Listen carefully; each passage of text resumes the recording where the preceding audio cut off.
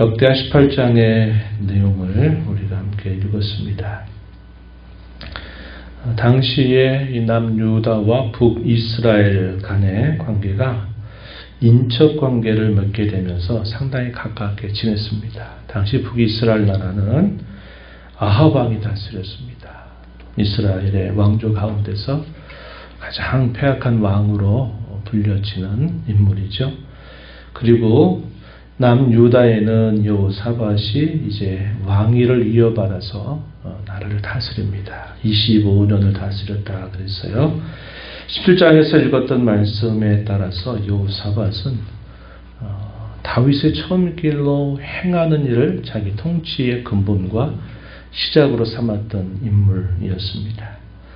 그에게 있어서 또 남다른 특별함은 우리가 어제 본 것처럼 유다 백성들의 방백들 그리고 제사장과 레위인들을 각 성읍들로 보내서 하나님의 말씀에 대하여 일반 백성들에게 이르기까지 가르치는 일에 힘을 기울였다 하는 것을 우리가 살펴봤습니다. 그 일로 이 남유다는 대단히 강성함을 얻게 되었고 주변의 나라들조차도 유다 나라와 전쟁하는 길을 택하기보다는 이 유다 나라와 동맹관계를 맺기를 원해서 이 유다에 조공을 바치는 일까지 있을 만큼 이 유다 나라는 강성해졌습니다.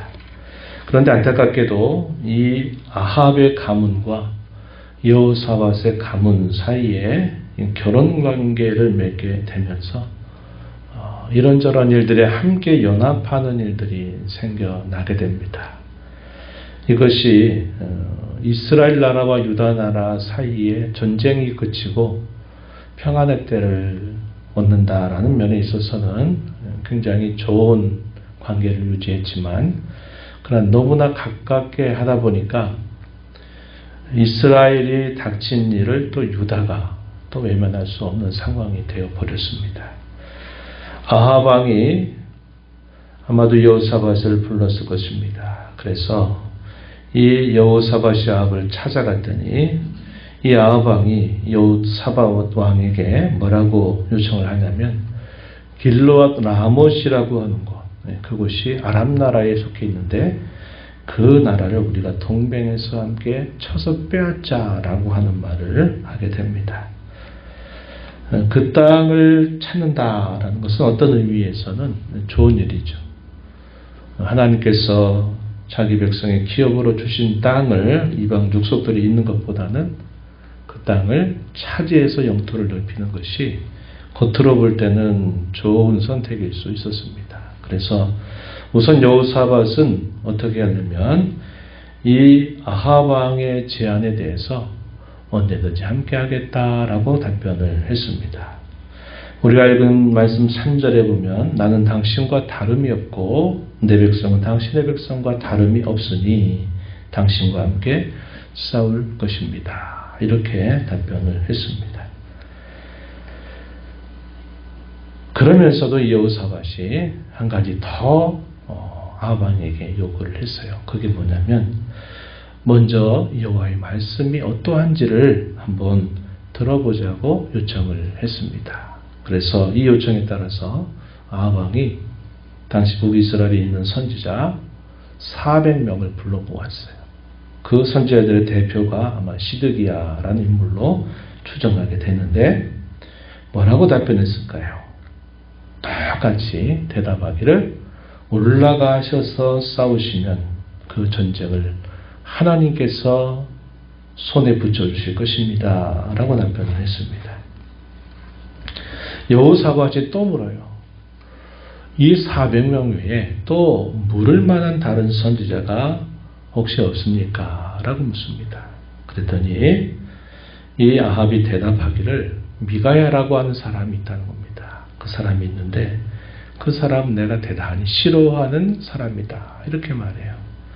그 이유가 뭔가 하니 그 사람은 자기에 대하여 하는 말을 들어볼 때마다 자기가 기분 좋게 듣는 말을 한 번도 한 적이 없다. 그래서 싫어한다. 이런 말을 이야기합니다. 여호사밧이 어떻게 했을까요? 아닙니다. 그래도 데려와서 들어 봐야 됩니다. 이렇게 요청을 한 것입니다. 이 아합 같은 경우에 대하여 성경의 평가가 어떻게 평가되냐면, 오늘 우리가 있는 역대기에서 이 말씀들이 생략이 되어 있지만 열왕기의 말씀을 보게 되면 이 사람은 죄에 팔린 사람이다, 이렇게 불려지는 인물이었습니다. 죄에 완전히 팔려서 그 죄의 권세 아래 완전히 사로잡혀 있는 사람, 이렇게 아합 왕에 대해서 말을 했던 인물입니다. 그 말은 무슨 말이냐면, 자기 자신이 지금 상당히 잘못된 길을 왕으로서 가고 있다는 사실들을 그가 분명히 깨달아야 됨에도 불구하고 자기는 그 생각은 하지 않는 겁니다. 그리고 자기에게 항상 안 좋은 말만 한다. 마치 자기 자신을 무척 미워하는 사람처럼 미가야를 이렇게 여기게 된 것입니다. 자신이 잘못된 길을 가고 있다는 생각은 하지 않고, 그 사람은 무조건 자기에 대해서 말하면 다 듣기 싫은 말, 안 좋은 말만 한다는 겁니다. 바울 사도는 말세 가운데 이런 일이 심해질 것이라는 말씀을 디모데에게 전해줬어요. 디모데후서 4장 3절 4절에 보면 말세가 되면 자기 사욕에 맞는 스승을 둔다, 이런 일이 더 심각해질 것을 말씀한 바 있습니다. 자기 귀에 듣기 좋은 말, 자기 듣기에 은혜로운 말은 잘 삼키고, 자기가 듣기 싫은 말, 자기를 책망하는 말, 이런 말들에 대해서는 사람들이 귀를 기울이지 않을 것이다, 이런 말씀을 전한 바 있는데, 이 아합 왕 같은 경우도 바로 그런 입장입니다. 그런데 안타까운 것은 당시에 선지자들이라고 불리는 사람들, 그 다수가 왕의 눈치를 보는 겁니다. 왕의 눈치를 봐서 왕이 무슨 말 듣기를 원하는가 눈치 보고 왕의 비유에 맞춰주는 말을 다 똑같이 하는 겁니다. 이것이 문제였다는 것이죠. 그때에 이 거짓 선지자의 대표격이 됐던 시드기야가 또 어떤 일을 하냐면, 철로 뿔들을 만들어 가지고 등장합니다. 그리고서 그것을 통해서 이 대적을 분명히 칠 것입니다. 승리를 거둘 것입니다. 라고 예언하는 겁니다. 이게 소위 행동계시라고 부르는 부분이 될 겁니다. 눈에 보이는 어떤 행위나 어떤 물건들을 통해서 마치 하나님이 그와 같이 하신다는 것을 상징적으로 보여주는 모습이죠. 이때에 이 미가야에게 보냈던 사자가 미가야를 찾아가서 부탁합니다. 다른 선지자들이 다 말하는 것처럼 당신도 그렇게 말해달라라고 요청한 거죠. 이게 그 당시 시대의 분위기를 그대로 반영하고 있는 모습입니다. 미가야가 뭐라고 답변했을까요? 13절에 내 하나님께서 말씀하시는 것 곧 그것을 내가 말하겠다 라고 대답을 하고서는 마침내 두 왕이 서 있는 곳으로 찾아왔습니다. 미가야가 처음에는 역설적으로 말하죠. 다른 선지자들이 했던 그 말처럼 그대로 앵무새처럼 따라 했어요. 그랬더니 이 아합 왕이 뭐라고 말합니까? 똑바로 얘기해라. 받은 대로 진실을 말해라. 너 그렇게 말하지 말고 하나님 뭐라고 말씀하신지를 그대로 진실하게 말해라 하는 겁니다. 그러니까 이 아합 같은 경우도 누가 진짜 선지자라는 사실을 알고 있었던 겁니다. 그래서 그 말을 듣고서 미가야가 예언을 하죠. 마치 하나님의 세계 안에서 어떠한 일이 있었는가, 그가 계시로 받았던 이야기들을 쭉 건네줍니다. 그러면서 거짓말하는 영을 하나님이 보내셨는데, 그 거짓말하는 영이 결국 400명이 말하는 그 말 속에 그대로 반영되고 있다는 사실을 이야기해 준 겁니다. 그랬더니 이 시드기야가 어떻게 하죠?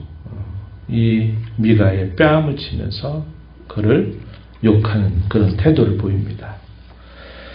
그러면서 이러한 상황 속에서 미가야는 감옥에 갇힙니다. 25절 이하에 보게 되면 아몬과 왕자 요아스에게로 끌고 들어가서 감옥에 갇혀서 고난의 떡과 고난의 물을 먹게 되는 명령이 내려졌고, 미가야는 그 말씀을 들으면서 정말 왕이 평안히 돌아오게 된다면 여호와께서 내게 이렇게 말씀하시지 않으셨을 것입니다. 이렇게 고난 가운데, 박해 가운데서도 하나님께 받은 말씀을 그대로 전하게 되었습니다.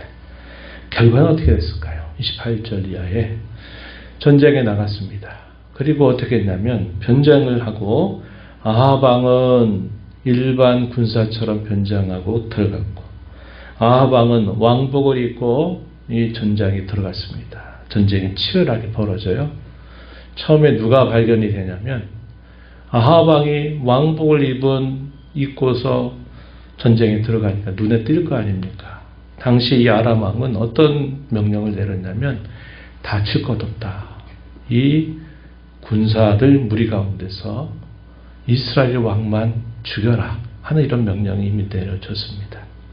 그러다 보니까 왕복을 입었던 여호사밧이 보이게 되겠죠. 근데 그때 위험에 처했을 때 하나님께서 극적으로 이 여호사밧을 도와주십니다. 그래서 여호사밧은 죽음의 위기에서 벗어나게 되는 반면에 일반 군사 복장을 입었던 아합 왕은 한 군사가 무심코 쏘았던 화살을 맞게 됐는데 그 맞은 화살을 어떻게 할 수가 없었습니다. 전장이 너무나 치열하게 벌어진 나머지 그 맞은 화살이 결국 시간이 흘러서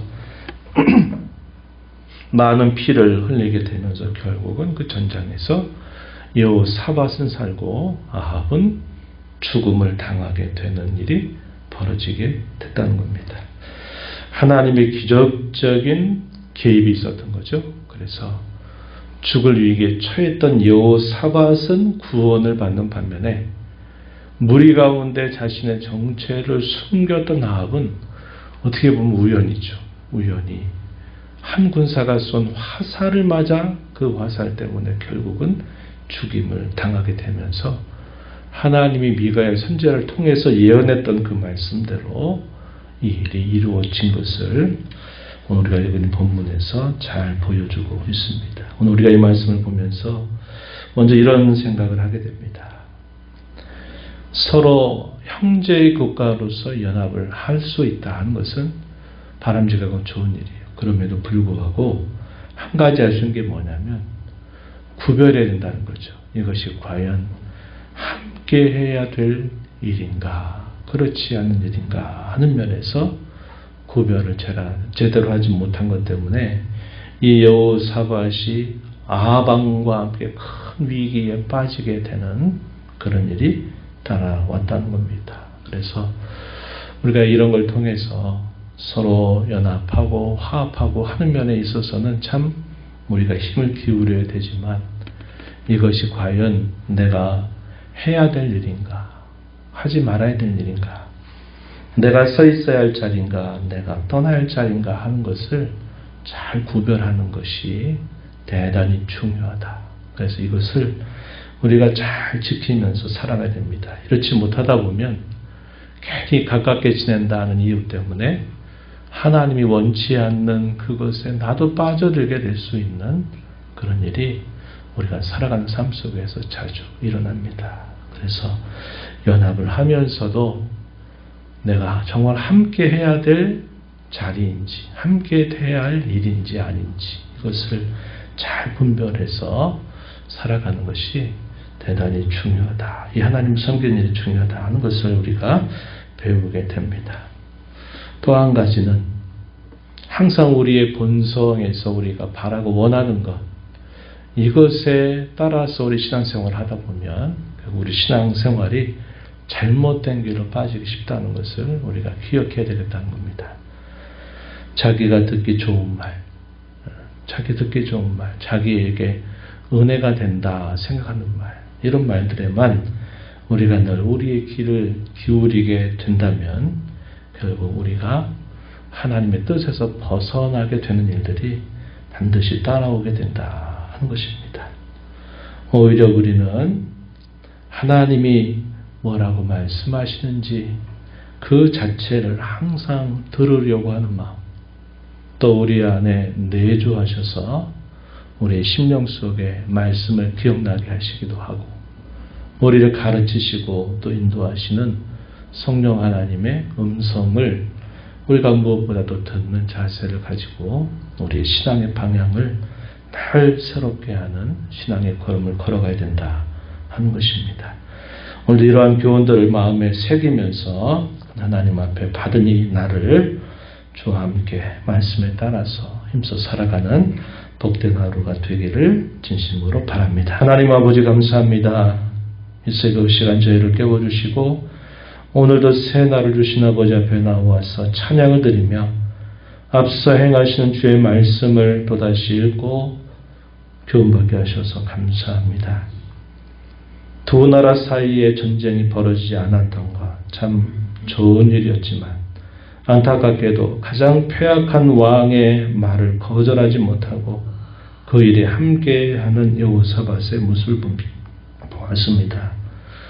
하나님의 기적적인 섭리로 그의 목숨이 구해지기는 하지만 그러나 함께해야 될 자리, 함께하지 말아야 될 자리를 구별하지 못한 것이 여러 많은 화근이 된 것을 저희가 살펴보면서 이 땅에 구원받은 성도로 살아가는 저희들의 삶이 화평을 늘 도모하는 일에 힘을 기울이면서도 하나님이 원하시는지 원치 아니하신지를 항상 마음에 기억하며 구별된 삶을 살아가는 저희들이 되게 하시기를 바라옵고 저희에게 주시는 말씀에 대하여 늘 저희의 본성에 또 저희의 상황과 조건에 따른 말씀을 듣기만을 바라는 자세보다 하나님이 저희에게 무엇을 말씀하실지를 먼저 듣는 그런 신앙이 되어서 하나님의 뜻을 따라 살아가는 저희 모두가 되게 하여 주옵소서. 은혜의 보호자 앞에 나와서 아버지 은혜를 구하는 모든 심령들의 간구를 기울여 주시고 응답해 주시기를 바라며 예수님 이름으로 기도하옵나이다. 아멘.